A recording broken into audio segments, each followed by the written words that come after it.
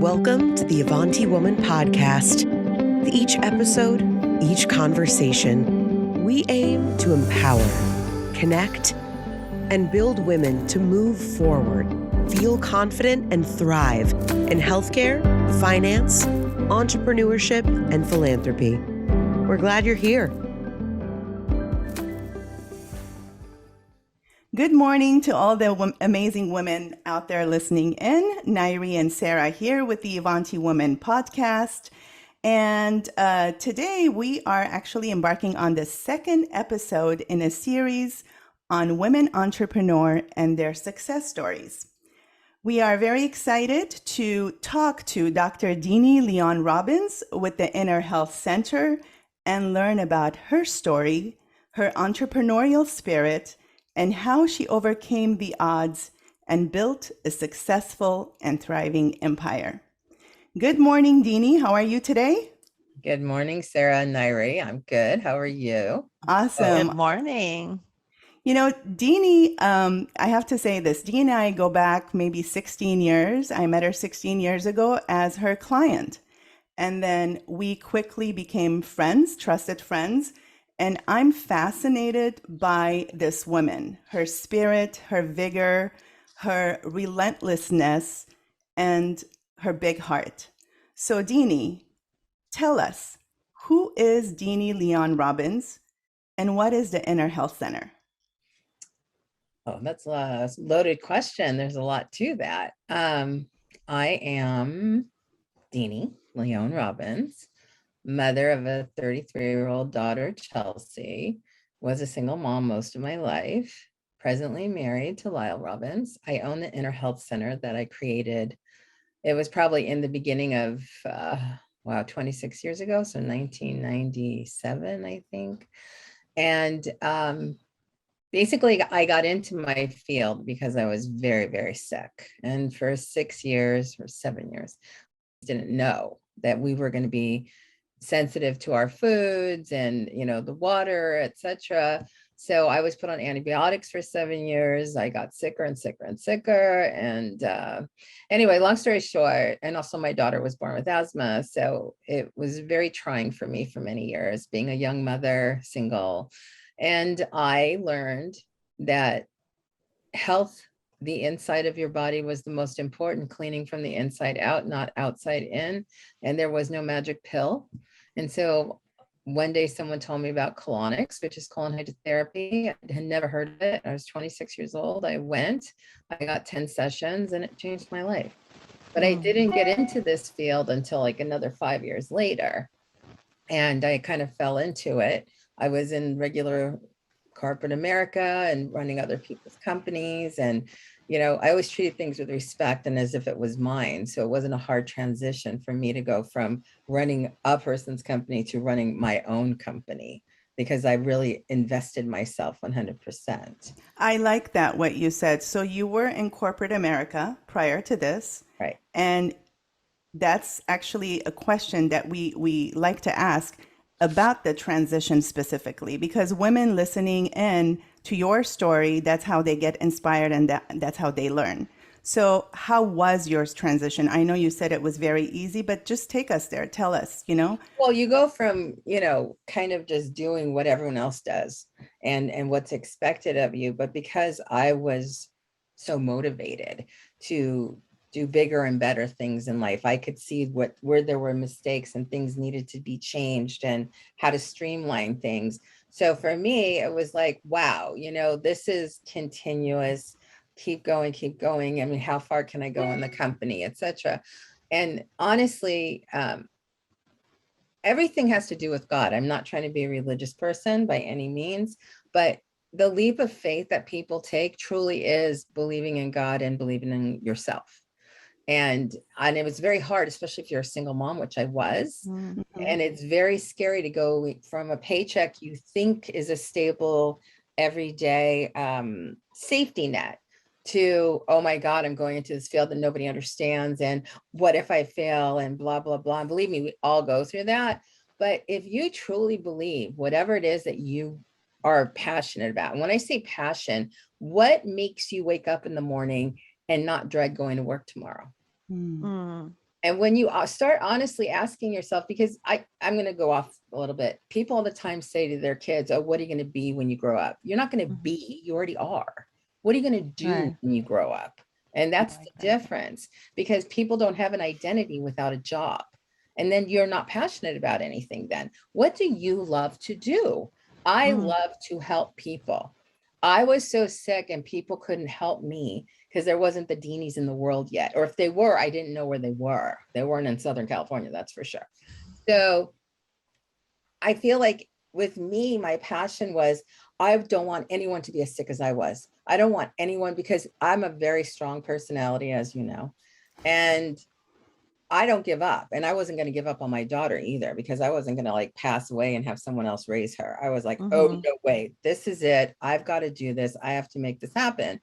And I literally jumped, and it scared the living daylights out of me. I didn't know how I was going to pay the rent. There was no money in the bank. I had actually was supposed to go on vacation. It's a long story, but I got fired, and I had to fight them in the labor board to get my money, because they didn't want to pay me for the time that they owed me, because they owed me a big hunk of money and vacation time.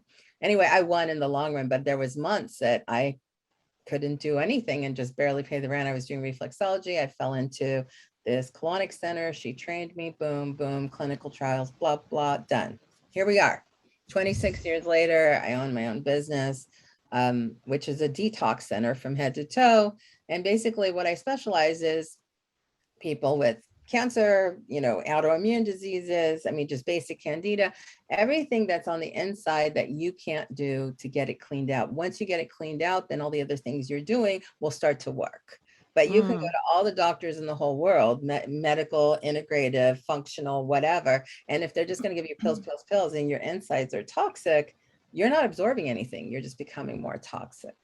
So what I do is I undo, we teach you a lifestyle change. We're not putting you on a special diet or anything. We teach the importance of what you're doing, how to change it, and how to become the best you, so you're optimal. And So, that you don't have to take medication. as a consumer, as your client, I can attest that you have built a phenomenal company. That's why I called it, you've built an empire and you're still expanding. So for the women listening in, and Sarah, please jump in with your questions. What advice do you have for women? You just told us that, you were terrified at the beginning. You lost your corporate job and you knew what your calling was, what your passion was, and you took the leap of faith because, not only did your purpose was to help people, but also you had that higher calling and you believe in a higher being, a higher self. And so take us there. Take us when those moments that you were terrified, you had sleepless nights, you didn't have the money to pay the rent. What was it that pushed you forward? What was your secret? How did you do it? I think it was my daughter that was my driving force, because I didn't want her to suffer.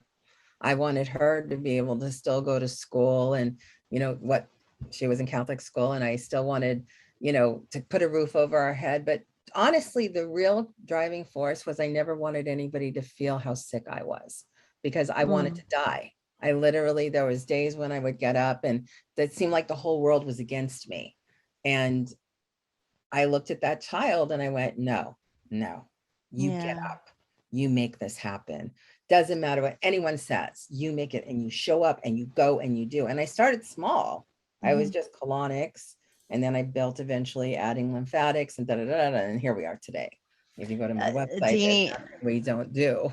yeah, you're an inspiration, Deanie. With all of the challenges, certainly quite a bit of health issues, and then having a young daughter, and yet you didn't give up. And I think you brought up 2 points other entrepreneurs, successful entrepreneurs, have also brought up is fear and knowing that there is a higher power and God, and then the inspiration that comes through it. I think maybe, it seems to be a theme among a lot of successful entrepreneurs, which is interesting and beautiful to hear at the same time, the commonality around what women face when they're taking that leap. What are some of the, and I don't know if you want to break it up as far as obstacles that you overcame in the beginning, and perhaps how you took control of that fear, or just other obstacles, and then obstacles that you had later on. I mean, you have a wonderful, successful career, and I'm sure those obstacles change, right? Yeah, Um, they do. maybe, Wow. so maybe you can share some of that with us. Okay, so in the beginning, okay, first because I feel like I went on a tangent. I just want people to understand how sick I was. If you know what it's like to have diarrhea, and then imagine having it 24 hours a day and then having it for 7 years straight, every day, every minute Yeah. of your Wow. life. That will send you over to depression. That will send you over to so many different realms. And you look to anyone, modern medicine, whoever, and when you're just getting sicker and sicker and sicker, but you keep looking at this kid and say, no, I have to be here. I have to be here. I have to be here. And in a way, I think in my dreams, I was hearing, keep moving, keep going, keep going, keep going, which actually is obviously our angels and God's talking to me. But to be honest with you, I was very scared beyond, and it's hard to believe someone like me would be scared, but I was. I used to believe that money was basically way up there with God, and I used to run my life. And one day I woke up and I read, as long as I can put a roof over this child's head, and as long as I can help somebody every single day, I've accomplished a lot. So I know what you want me to cover, but I want to say something. I have this motto that I try to teach everyone who comes to me, even people I meet in the market. Every morning, wake up and be very grateful that you have one more day to get it right, that you have the ability to be here and breathe the air, and just thank God because you are allowed to be here one more day. 2, help someone outside of yourself. You have to help someone that has no benefit to you whatsoever. Just if it's crossing a street with a little old lady, if it's helping someone who drops something in a parking lot, it doesn't matter. Do something for someone else, truly from your heart. 3, learn something.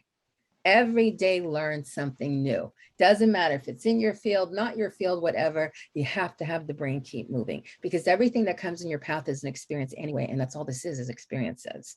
So the more you learn, so the more grateful you are, the more you help others, and the more that you learn, you've had a complete life. You've had an amazing day. You've had everything that's bestowed upon us. So I Yeah. just wanted And to get that straight. I love no, That's that. and I beautiful. think it's beautiful. I mean, I think gratitude does play a big role personally. I agree with you. And then helping others, there's an immense feeling. I think all three of us are on the same page when you help others, there's a different feeling of accomplishment and success and beauty in your day, much more so than the amount of money that we make. um and all of that. I think it's beautiful, and thank you for sharing that. Again, that's another common theme we've been hearing from a lot of successful female entrepreneurs, and it's interesting. And you continue, despite all the obstacles, to listen to that voice Correct. to keep you going, which is amazing. I salute you, Deanie, with everything Thank that you. you've done.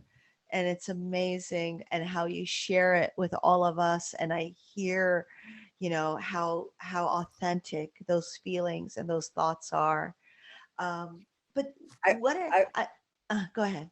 I was going to go back to the obstacles. So when I Yeah, first let's started, go there. nobody knows really. Now it's becoming popular, but no one really understands natural health. So when I Mm, first started, it was very difficult, and I had to speak at chiropractic offices and do, all the stuff I wouldn't do today, but I had to work really hard to spread the word that internal cleansing is crucial. Mhm. And people used to look at me like I was a alien with the 2 heads on my head. You know what I mean? It was just on my neck, I should say. And I remember how hard, and there was nights that I would go home and I would cry. I just want these women to understand it didn't happen like this. It wasn't just because I'm right, me, it's going to be great. right. My own family to this day thinks I'm nuts. None of them come to my clinics. Okay. But the people who do come, which are thousands and thousands of people, they realize that not only do I have a clinic, I become your health partner. So does my staff. Mm, And what I'm famous for is educating. That's what makes me different than other places. You don't just come and get colon hydrotherapy or lymphatics. You get an education of what you need to change, what's going on in your life. And there's no diets, no taking pills, no this. It's just making you aware of anatomy, physiology, nutrition, just basic things. And you make the decision on your own what you want to implement. I don't push you any farther than that. But I think it's so important that it's more of a platform for me to educate people on things they should know already and were not taught. And so Yeah. this empowers you as the individual to become a healthier you if you so choose.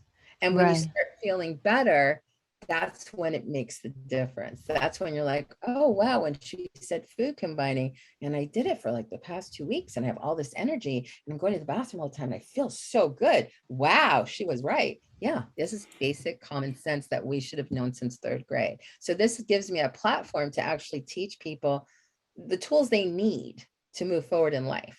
Does that make sense? It Yeah. makes sense. So And the obstacles was getting people to that point and me becoming so well versed in educating people. And then I found out what my true calling wasn't really just to heal people, it was to educate people.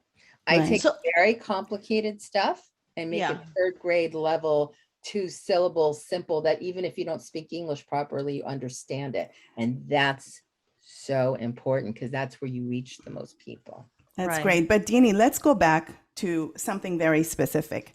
Okay. I want to hear about the transition from the time where, your daughter was your greatest inspiration, but then those times that you did not have the money to pay the rent, Right. your mortgage, and so forth, and you kept going. Just take us there. Just go back and take us there. How did you feel? And I know your daughter was your inspiration, but how did you make it? How did you cross that path? That hurdle. It's funny because I just had a talk with somebody who used to be super famous. And I said, even if you have to get a job at Target, you have to get food on the table. Yeah. So I would do things, not just reflexology. I would do, I would take other jobs on and just to make bills. Like I actually used to represent a tie company and I used to go into Macy's and whatever. And I, back then I made $15 an hour commission. And well, not commission, they made commission. I just made $15 an hour. And I would go in and I would teach men how to make different suits look like this and shirts with whatever. I mean, I would just do anything. I would be marketing research. I would do product placement. I did so many different jobs just to like make ends meet until I finally hit it. And it took me probably a year before I started having a decent clientele. But I'd say by the 2nd year is when it really started growing, like gangbusters. And I was booked, 6 days a week, how did I do it? I just did what I had to do. Whatever there was a way to make money or help someone, like maybe even organize. Even when Chelsea was 5, I would clean my friends' my friends' fathers who were widowers. I would go clean their houses. And back then I'd get paid $60, which is probably like $200 today. And I would clean their house like it was my own house. And it was when Chelsea would be in school, but it was cash. Right. I mean, but I knew I wasn't beneath that. I mean, I would do anything Right. it was to make ends meet. So I think that's the point. The message out there is to do anything and everything within your power that you need to actually Correct. cross that hurdle. It didn't come easy. Trust me, it didn't. And I met this woman who lives in Ibiza. She owned Kimono Kids. I'll never forget it. It was this designer clothing store for children in Tarzana. And one day she said to me, which now I teach people on a higher level, which is just quantum physics. She said to me, take your scheduling book and just scribble in the lines, fake names, and just see it every morning, completely booked, and you will become very booked. And I did it. And a few months later, I was booked and more booked until, like, as you know, Nari, it takes almost 6 weeks to get an appointment with me. Yeah. But this was back then, I was getting so booked by, I'd say my 3rd year, it would take 2 months to get in with me at that point, because it finally caught on. People started talking about it. Everybody started getting sick. Everyone started having nutritional deficiencies, blah, blah, blah. And I started getting bigger and bigger and bigger and bigger from that point. And I have to say, because, I've seen you for all these years, you started from humble and very difficult beginnings and you just kept going and you're still pushing even today. And I attest to, I go into your clinic and I see people that I'm like, wow, people that we see on TV. I mean, you were on Entertainment Tonight. Your company was featured there. I am fascinated by the heights that you've achieved. And yet, I want everyone to hear this. You've kept your humility, your faith in God that dictates you. And Correct. number three, your big heart. Deanie, she sees homeless people on the street and she gets them a room for the night or gets them to go get showered or gets them food, just random acts of kindness. And I think, Sarah, to your saying in the earlier, the more you give, the bigger of a heart that you have for charity, the more you do receive. I mean, that Absolutely. giving, it just puts us in an energetic field that we're going to receive more. I totally So, agree with you. so Absolutely. thank you. Yeah. So Deanie, what do you say? I mean, what you have just shared is huge motivation to all the women. What Yeah. other advice, of just keeping going? But outside of that, is there anything else, advice that you have for women who are just starting out and then maybe later on, once their business is picked up and there's a demand, any advice that you want to share with the ladies? Your best advice for female entrepreneurs. Wow. Okay. So basically, I was going to say something else before, and then I'm going to tell you that. Okay. As Nairi She has knows, so much to say. And I do, honestly, I we do. can I talk love for it. hours. I love it. I do get burned out. Mm-hmm. I get to the point where I'm like, oh my God, I'm going to sell the company. I can't do this one more day. And da, da, da, da. Because when you deal with people that are very unhappy and sick for a very long period of time, it comes very hard Yeah. on you. Yeah. And it starts to drain you, especially with me, because I'm very empathic. So I found that, well, and then